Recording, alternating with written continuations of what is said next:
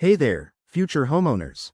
If you've got bad credit but are still dreaming of buying a home in 2025, you're in the right place.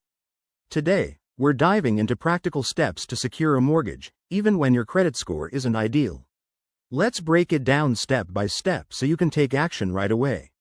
First off, start by checking your credit score.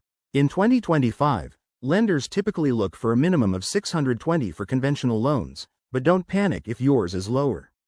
Use free services like Credit Karma to get a clear picture and understand what factors are holding you back. Next, focus on improving your credit. This might mean paying down high-interest debts, correcting any errors on your credit report, or making on-time payments for a few months. Even small improvements can make a big difference and show lenders you're serious. Now, explore your mortgage options. FHA loans are a fantastic choice for bad credit. They allow scores as low as 580 with just a 3.5% down payment. If you're a veteran, check out VA loans, or if you're in a rural area, USDA loans could be an option. These government-backed programs are designed to help people in your situation. Once you know your options, find a lender who specializes in bad credit mortgages. They can offer subprime loans, but be wary of higher interest rates. Shop around, compare offers, and read reviews to get the best deal. Don't forget to prepare your application thoroughly.